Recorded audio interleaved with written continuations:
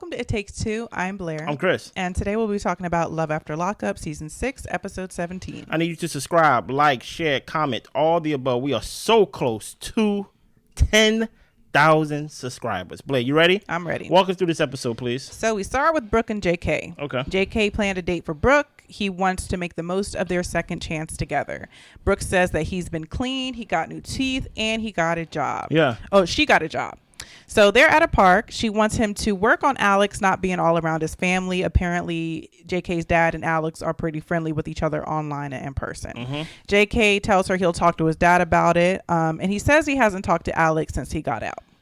JK did see Alex a few weeks ago and talked to her a few times on the phone. Because, you know, he's lying. Of course. JK got a lock for them to lock their promises in, and she thought that it was actually going to be an engagement. Listen here. I don't know what Brooke want out of this. You get what I'm saying? Like, I think she's in above her head if she thinks that JK is going to change to the point. For one, I didn't even know they lived an hour away from each other. Yeah. That changes everything for me. Because you were spending the night over this man's house. My bad. This man's mama house. When you got kids that is an hour away. Mm-hmm. And then on top of that, you had a job and you left early.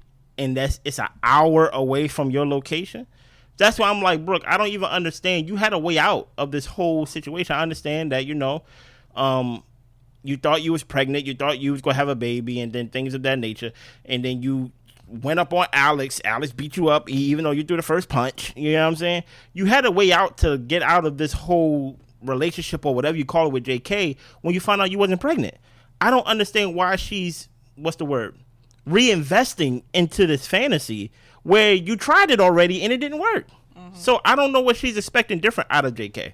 Yeah, I'm just like, she wants Jake. Honestly, she wants to be married and she wants a father for her kids.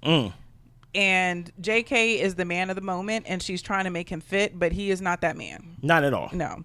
JK is always at his mom's house, is what she's telling her mom. And he told her that she wouldn't have to raise these boys alone. Brooke is depending on her mom, but she wishes that she could depend on her boyfriend. Brooke's lease is coming up. She doesn't have much money, and he can sit up here and afford to buy new teeth, but not help her with the kids.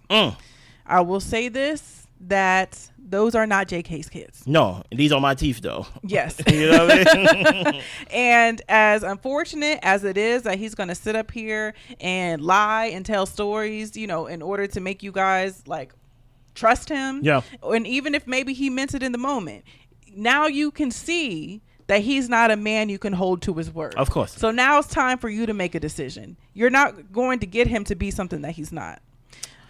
I don't understand the whole, like, help me raise the kids, someone who I could depend on to help raise the kids. Mm-hmm. And I'm like, how about you, like the mom? Raise your own kids. Because at the end of the day, if your mother is taking care of your kids and things of that nature, that means that your mother can't depend on you, the mother.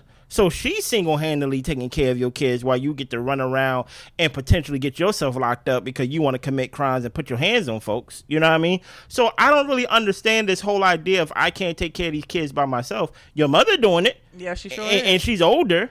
And I'm sure you're more able-bodied than her. And I'm not saying she's handicapped. I'm just saying you're younger than her. So I don't really understand this whole thing of I need help to raise these kids. No, you don't. Yeah. No, you don't. So JK visits his dad. He brings up the whole Alex situation. Yeah. And the dad says, look, I really don't know Brooke.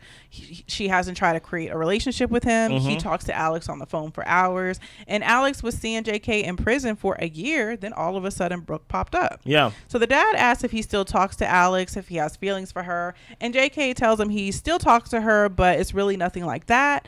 And the dad asks him, look, did you know she was pregnant? And we don't get an answer from him. But Brooke wants to know if he's going to live with her and the boys. The mom thinks there's something off if he wants to stay at his mom's house. And Brooke believes that if they're not sleeping together, she knows that he's sleeping with somebody else. Do you think it's weird that the father have a relationship with Alex? Honestly, on the phone for hours? I do think it's weird, but they seem like they live in a very small town. So So I'm like, maybe it's normal for them. I don't know. I think I don't even know why she want to be with JK. I think the whole thing is weird. She over here like, yeah, now I don't have to like kiss somebody with a marble mouth. And I'm just like, but why was you doing that in the first place? Okay. Like, this is a lot. Yeah. Yeah, I think it's weird that the father is talking on the phone with Alex for hours. I don't really understand that. I'm not saying he have to have a relationship with Brooke, but I find it very strange that he's on the phone with Alex for hours. Why? Yeah. Like there's no relation there. Here's the thing about it.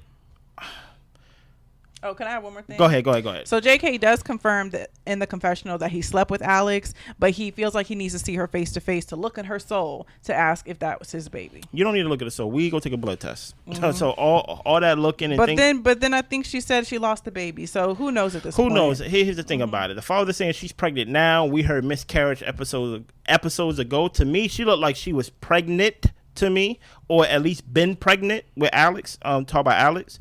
But my thing is simply this: you can't trust JK, and I think Brooke just wants to. Here's the thing about it: Brooke is the type of person, and you're gonna find a lot of people like this on this show.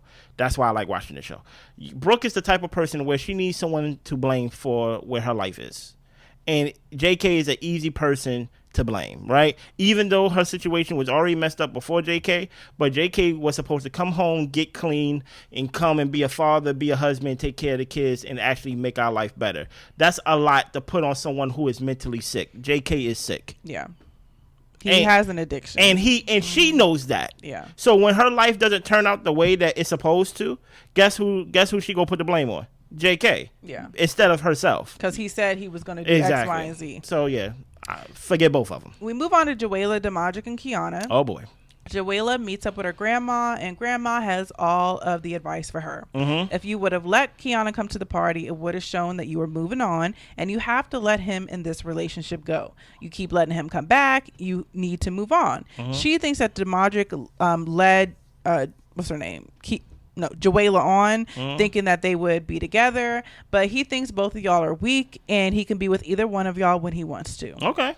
Kiana doesn't feel like Deodric has her back. She thinks that he's straddling the fence while she's going through these charges, and they end up going to Deodric's parents' house. So the stepmom is telling her that Zeruiah still wants Deodric and believes that Zeruiah is delusional. The dad tells him that if you're trying to change and have a family, this situation isn't going to work. You play with fire, you're going to get burnt. Any thoughts on that? Yes. When he asked them face to face, man to man, are you still sleeping with Zeruiah? And he said no, right?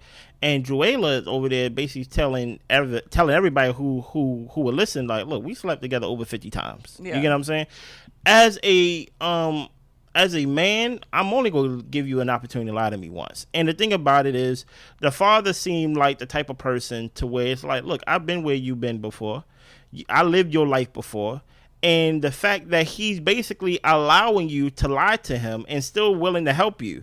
Because even after you said, no, we haven't slept together, after that pause, he was like, look, you'll play with fire, you gonna get burned. You can lie to me, but at the end of the day, you gotta go home. Yeah. You get what I'm saying? So I find it very interesting and very strange that, you know what, people are trying to reason with you and you're still lying to people that you're still also depending on to help you. Yeah. It's weird to me. Yeah. And this thing with Zeruiah, Zeruiah is the mother of his children, right? Yes. So there's always going to be a bond, something there to where they have to communicate, even if they don't even like each other. Mm-hmm. So my thing with Zeruiah is that you want to continue putting yourself and your body in a situation to where you're going to be tied to him in an even stronger way, to where you want to be in a relationship with him. Yeah. And I agree with the grandma and the fact that she needs to let this thing go. But is it a situation to where you want to win over Kiana? Because Kiana is going to keep him, break up with him, break up with him. And honestly, like, nobody wins in this situation. And I think the kids hurt as well because they seem to, like each other and they want to hang out and go to parties together. So I think that the adults really need to start adulting. Deodric needs to stop lying. And honestly, if you want to have both women, tell them. That's true. And let them decide on whether or not they want to keep playing this game. Zeruiah's down to play. Of course. Okay? Zeruiah's down to play. She knows you're living with Kiana, but she lets you come through and do whatever you need to do whenever she wants you to do it. Put the kids to bed. put her to bed. You know what I mean? So I'm just like, I'm just tired of the lies, honestly. And the thing is, Kiana knows you're lying too. And if I'm gonna be real with you, Kiana's not gonna leave you neither. No, she's not. So she still haven't left you. So let's stop lying and let's just all live as one big happy family. Okay? Pretty much. So Deodric dad takes Kiana to see a lawyer. He didn't come because he's not trying to deal with, police, lawyers, all that type of stuff. Kiana meets up with the lawyer. They read her the police report. And we also find out that she has a warrant out for her arrest. The lawyer talks about her doing a book and release, but she doesn't see why she would need to do that because she's innocent. Well, you need to do it because you have a warrant for your arrest. Yes. You get what I'm saying? But go ahead. So Zeruiah goes to Deodric's place to talk to him and asks what Deodric and Kiana are going to do about this whole situation. He tried to give her the money to make the situation go away. But she's like, So what are y'all gonna do? So she tells him, look, I had this video the night that you were over here. You left, you came back. That was the same night that my car got slashed up. So what was really going on? And apparently what was really going on is he was putting Zeruiah to bed. Pretty much. So he's saying that he didn't do it. It's possible Kiana did it and was mad because he didn't come home. We get a clip of basically him saying he came home around 12, but he was at Zeruiah's around 1. So I'm just like, just stop lying and just, live, what do they call it, poly? Just live a poly life. Yeah, but here's the thing. They can't live a poly life because their whole relationship is based on one woman beating the other. That is so true. Meaning that I got the guy. Yeah. You know what I'm saying? I think Zeruiah is more, I think Kiana, her name is Kiana? Yeah. Kiana is more lost, in my opinion, to where she's going to do whatever she can for this guy. I think Zeruiah is going to eventually wake up and pick herself. I hope so. Because at the end of the day, like, until Kiana have a child with this man, like, you're not getting rid of Zeruiah. As long as he wants to be in the kids' lives, like, in some ways, she holds the deck of cards. You get what I'm saying? So that's why I think Kiana, I think she's willing to accept whatever situation. So it is what it is. I'm tired of hearing him lie, talk about he ain't sleeping with none of them and things of that nature. So we move on to Bianca and Daniel. Oh boy, this was an interesting scene. Yeah, so Daniel is with his friend. He tells his friend that he broke up with Bianca, but they are roommates now. The friend knew the relationship wouldn't work. He told Daniel that. But Daniel apparently has been talking to some girls online, but he doesn't plan on bringing anyone home. Bianca still thinks that they're going to get back together. Why? Now, Daniel and Bianca meet up for dinner, and she asks him what changed in their relationship. He tells her that he never lived with her and he didn't really know her, but after getting to know her, he doesn't want to be with her. She used to talk about her goals and being driven, but she doesn't seem to have any ambition. Bianca says that she hasn't been the same since the accident, and she is trying to rebuild her life. Yeah. He has been smoking, he's been drinking, and he tells her he isn't attracted to her anymore, and he calls her a B and tells her that she's not it. He says, did you think we were really going to make it? He says, I'm an obsessive person. Like, I sold you on coming here because it would be easier for me to live with you than going to a halfway house. And she doesn't know if he's joking or being serious. Here's the thing about it. I think it's easy for us to pounce on Bianca because Bianca is everything but a good person, at least what she's shown on this show. She's very negative. She bring the mood down. She bring the vibes down and things of that nature. But here's the thing about Daniel. Everything that Daniel said doesn't surprise me.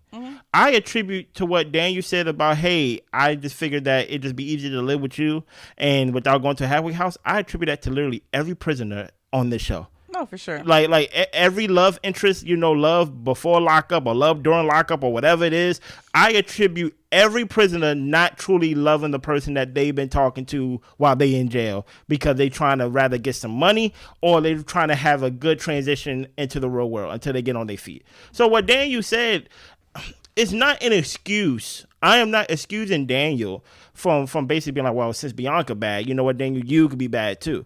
I just find it very interesting that, hey, Bianca, you thought that you could only be the evil one in this relationship. That's the interesting thing. You thought that you can go talk to a prisoner online, and then at the end of the day, he's going to be more grateful, and he's basically going to be your servant, and he's going to be your slave. And you're going to be able to control him. And you're going to be able to control him. But you're not seeing it from his POV of I'm deceiving people that I'm talking to, thinking that we going to be together, we going to move to Arizona, Phoenix, or wherever we going to live, and like you're not even even thinking of the deception that he's doing or prisoners are doing, because being in jail is all about survival, period. Right. So that's why I'm like, what Daniel said, it doesn't excuse me. Excuse me. It doesn't surprise me that he is a bad person too. You get what I'm saying? Like, y'all both bad people, in my opinion. Yeah, honestly, at this point, I'm happy to see him standing up for himself. Finally. Because he was taking a lot from Bianca, and Bianca is not it. She is not that girl. She is a very difficult, toxic person. Facts. And, you know, thankfully, it seemed like she was trying to improve in a few different ways. But I think the ways that she needs to improve need to be independently, especially when it comes to him and him being so vulnerable when it comes to stress and what he turns to when he's stressed. And when it comes to him possibly deceiving her in order to get into an easier living situation, I don't put it past him. No. I really don't. I can definitely believe it. I think that's why he took the mess from her for so long, because he knew he had to get a job, then he had to get a car. Yep. Like, so he definitely timed it out to where he stood up for himself once he had a little bit of footing under him. You ain't lying. So there definitely was some deception going on in there. But I think we could chill out on the B words. No, I think we could chill out on the B words. I think we could just let it fly. We could just say, I don't want you, you know, and I think it would have the same effect. No, he's letting it fly. He's letting it fly. Let's keep going. So we move on to Will and Courtney. Essentially, Courtney brings the divorce papers to Will. She had her ring wiped it in some dirt and put it in with the divorce papers. Just nasty. And Will says that this was a mistake. They should have never got married. I don't want to see Will and Courtney no more on my TV screen. Yeah. Because Will is over here trying to make himself seem like a victim. You're just as loony as she is. Like you're abnormal. You're not regular, brother. Okay. You ready to keep moving on? Yep. Z and Troy. So her friend comes by to visit, and she fills her in on Troy being in Buffalo and him also needing to talk to his baby mom. Stop right here for a second. I know, like, for some people, Bianca is probably the person that people probably dislike the most in this series. Z is number one for me, and by a landslide. Why is that? Even with her talking to her friends and things of that nature, she know why he went down there. Like she know exactly the reason why he went down or went up to Syracuse and things of that nature, to basically save his brother's life in like some form of fashion. And she only cares about her son, to the point where he don't really live with her full time. But, you know, I'm like, because where do he be? She just with her packing parents, up and going, right? Like, so like she only care about her side of the family, but not even looking at the whole idea of, like, you know what, he's going up to be with his brother, but she's making it seem like he's doing other things. Like it's a misrepresentation to make herself, like I said, to be the victim. You get what I'm saying? Hey, I talked to you and supported you while you was in jail. You owe me your life. And I'm just like, that's not fair. That's not fair. But let's keep going. Troy doesn't want to fight for custody, according to what Z is saying, in the courts, because he doesn't want to put his daughter through those things. But Z thinks that Troy lets Yonna control him. Troy calls Yonna and asks for his daughter to spend the night, and that's a no-go. Yeah. Z goes wedding dress shopping.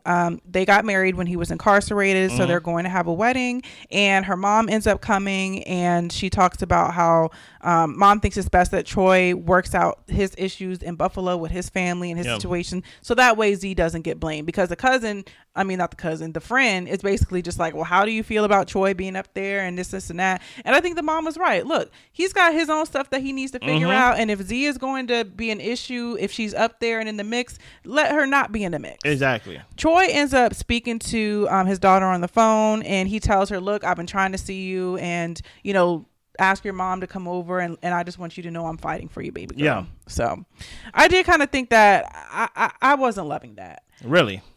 I think it's enough to say, like, you know, I love you, I can't wait till I can see you and stuff like that. But I feel like that's kind of putting a little bit more pressure on a child than it needs to be, of her trying to convince her mom to let her go see her dad. I'm just kind of like that. I don't like putting that on a child. The mother's not letting the daughter see the father. That's the actual situation. But the child doesn't need to be privy to all of that. I don't feel like the child is privy to that. to the point where she know who her father is, and she knows that, guess what, I haven't seen dad this whole time. But he doesn't need to be on the phone saying, ask your mom. He's trying to see his daughter. Now, here's the thing. I can agree with you to a certain point. Like, I agree with you about 60%, because I do believe the whole idea of I don't want to go to court because I don't want to put my child through that makes no sense to me, in my opinion. Yeah. Because at the end of the day, how is what they're going through now is any better? Yeah. Like so I don't agree with that. But at the end of the day, if he's trying to do everything to see his daughter, he's trying to have his sister call the baby mother, he's trying to talk to he's basically trying to do everything within his power to see his baby. You get what I'm saying? And even though you saying that the pressure shouldn't be put on the child, I don't really see it as pressure. I see it as this is the reality of the situation. You are the child of two immature adults that cannot agree on, hey, this weekend you are with your father, this weekend you with me. Like that's the reality of that kid's situation. And even though you can try to protect that kid as much as you can, that's the reality that she lives it every day. So it's the next day. Troy calls Yonna. He apologizes for disrespecting her. He is going to have a memorial for his father today, and he wants her to be there. And he also invites Yonna. Yeah. Well, he's talking to Yonna, right? He's talking to Yonna, and he's basically saying, "Hey, I want my baby. I want you there." And I'm like, you know what? That's not a bad ask, in my opinion, because I think at some point the father did know who. You get what I'm saying? Who Yonna was, and basically saying like, look, this is for baby Troy's granddad. You get what I'm saying? Oh yeah, and we're blue, by the way. Yeah. You know what I mean? So I thought, hey, you know what? This could be a situation to where, you know what, you can come. You don't have to drop the baby off. You could come. You can wear your blue. You get what I'm saying? And you can take your baby back. My whole thing is there should be no excuse, in my opinion, that she should be holding the kid away from her father when he's literally in town. It's one thing if I say, I'm not sending my baby there over the way you are anymore because you had my baby at the train station with your high mama. That was wild. Now that I cannot argue with the baby mother on that alone. You get what I'm saying? The child was basically babysitting the mama. You get what I'm saying? But if you're in town, I can see you at a undisclosed location. Like, it don't have to be at my house. We can go to a Starbucks. We can go to the park. Like it don't have to be this difficult, in my opinion. Yeah. So Z hasn't heard from Troy all day, which is unusual to her. He calls her and asks her to come to the memorial for his father. And she says, so I'm just supposed to drop everything and come to Buffalo. He tells her that he couldn't tell her all of the things going on with his family because it is his family's business that doesn't concern her. But he asked her to come up there to be with him. And she tells him that she will come. And I did not like this. And the reason I did not like this is because you are trying to extend an olive branch to Yonna, and you already know that she doesn't like Z. Z is already not there. Yeah. So why have her come into town when she wasn't going to plan to come to begin with? Facts. Just have your memorial, have your conversation with Yonna in person, and try to see if you can mend things enough to where when you come to downtown, you can see your child. Because if I was her, I'm not sending my baby nowhere. Oh, because, yeah, facts. Because y'all can't find a time or a place to actually come pick her up because y'all too busy arguing. Facts. Get out of here. Yeah. No. But I do think that with this, no, Z didn't need to come, and she really didn't even need to know about the memorial, if I'm being honest. Z don't even want to come. Yeah. And that's why I don't really understand why. Like, why would you invite your baby mother and like your current fiance or wife or whoever that you know is beefing when you know you have no legs to stand on when it comes to you seeing your kid? I would actually use that moment and that opportunity to just be one-on-one with my baby mama, and everything that you said on the phone, I will reiterate it to her face and use that time to spend time with baby Troy. Right. Now, Z go be there. It's going to be a whole and thing. And she go feel like she's the priority. Now she want to be in the family photos with baby Troy because she have a picture that she's trying to match in her head of what a complete family look like. And Yonna don't want to be nowhere near Z. And truth be told, I don't blame Yonna. You get what I'm saying? So that's why I think Troy, for someone who doesn't want to go through court so you can actually get legal documents that you can see your baby, you're not doing enough in the name of peace for me. This was literally you was an agent of chaos for this whole arrangement that you just set up, in my opinion. And I think we go see it next episode. And that's all I got. I need you to subscribe, like, share, comment, all the above. We see y'all. Bye.